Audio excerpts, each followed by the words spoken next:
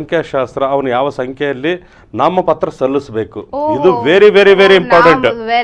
Very important ನಾಮಪತ್ರ ಅಂದ್ರೆ. ಇಲ್ಲಿ ಏನಾಗ್ಬಿಡುತ್ತೆ, ಕೆಲವ್ರು ಏನ್ ಅನ್ಕೊಂಡ್ಬಿಡ್ತಾರೆ, ನನಗೆ ಪಕ್ಷದಿಂದ ಟಿಕೆಟ್ ಸಿಕ್ಕಿದೆ ಕಣಯ್ಯ, ಆಯ್ತು ನಾನು ಯಾವಾಗಾದ್ರೂ ಹೋಗ್ಬಿಟ್ಟು ನಾನು ನಾಮಿನೇಷನ್ ಫೈಲ್ ಮಾಡ್ತೀನಿ. ಇದು ತುಂಬಾ ದೊಡ್ಡ ತಪ್ಪು ಅಂತ ಹೇಳಲಿಕ್ಕೆ ಬಯಸ್ತೀನಿ. ಒಂದು ಪರ್ಟಿಕ್ಯುಲರ್ ಡೇಟ್ ಇಲ್ಲಿ ಏನಾಗುತ್ತೆ ಅಂತಂದ್ರೆ, ಡೇಟ್ ಅವ್ರು ಹುಟ್ಟಿದ ಸಂಖ್ಯೆ, ಆ ಸಂಖ್ಯೆಗೆ ಅವ್ರೇನ್ ನಾಮಪತ್ರ ಆಯ್ಕೆ ಮಾಡ್ಕೊಂಡು ಅವ್ರೇನ್ ಇದ್ ಮಾಡ್ತಾರೆ, ನಾಮಿನೇಷನ್ ಫೈಲ್ ಮಾಡ್ತಾರಲ್ವಾ, ಆ ದಿನಾಂಕ ಬಹಳ ಇಂಪಾರ್ಟೆಂಟ್ ಆಗುತ್ತೆ.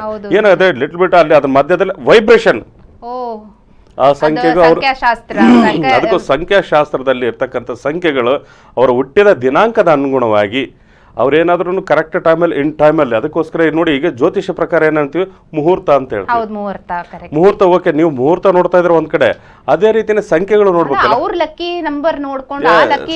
ನೋಡಿ ಅವ್ರು 1ನೇ ಸಂಖ್ಯೆಯಲ್ಲಿ ಹುಟ್ಟಿದಾನಂತಂದ್ರೆ 8ನೇ ಸಂಖ್ಯೆಯಲ್ಲಿ ಹೋಗ್ಬಿಟ್ಟು ನಾನು ನಾಮಿನೇಷನ್ ಫೈಲ್ ಮಾಡ್ತೀನಿ ಅಂತಂದ್ರೆ 1ನೇ ಸಂಖ್ಯೆಗೆ 8ನೇ ಸಂಖ್ಯೆಗೆ ಡೆಡ್ ಆಪೋಸಿಟ್.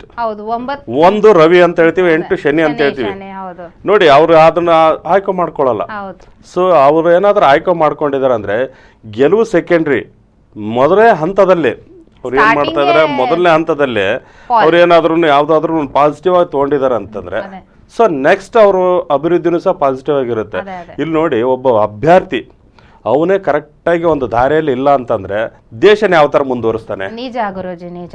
ಯಾಕಂತಂದಾಗ ಈಗ ದೇಶನೇ ಅವ್ರ ಕೈಯಲ್ಲಿ ಕೊಟ್ಟಿರ್ತೀವಿ.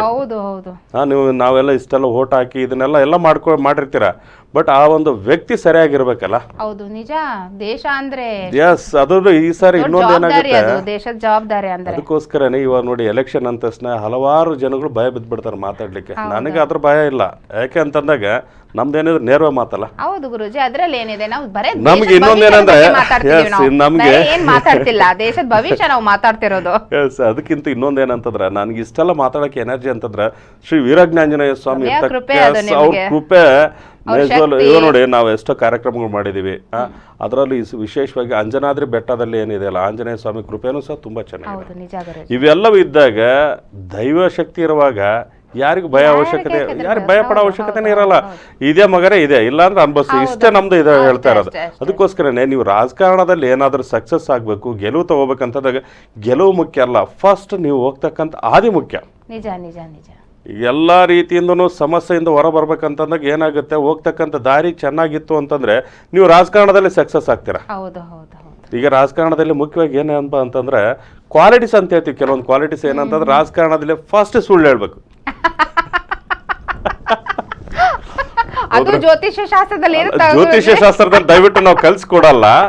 ಏನಂತಂದ್ರೆ ಇವತ್ತು ನೋಡಿ, ರಾಜಕಾರಣಿ ಇವತ್ತು ಎಷ್ಟೇ ಯಾರೇ ಹೋಗ್ಲಿ, ದೊಡ್ಡವರು ಹೋದ್ರು ಚಿಕ್ಕವ್ರು ಹೋದ್ರು ಎಷ್ಟು ಚಂದ ಮಾತಾಡಿ ಕಳಿಸ್ತಾರಂದ್ರೆ ಆಯ್ತು.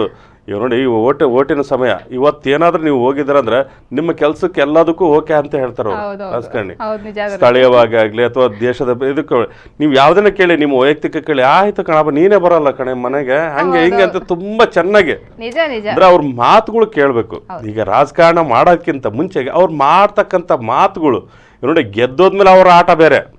ಸುಳ್ಳು ಪ್ರಾಮಿಸ್ ಮಾಡಿದ್ರೇನೆ ಓಟ್ ಸಿಗೋದು. ಮತ್ತೆ ಅದನ್ನೇ ನಾನು ಹೇಳ್ತಾ ಇರೋದಮ್ಮ, ಪರಿಸ್ಥಿತಿ ತಕ್ಕಂತ ಸುಳ್ಳು ಹೇಳ್ತಕ್ಕಂಥವ್ರು ಯಾರು? ರಾಜಕಾರಣಿ. ಅವ್ರಿಗೆ ಯಾಕಂತಂದ್ರೆ ಅದೇ ರೀತಿನೇ ಒತ್ತಡ ಇರುತ್ತೆ.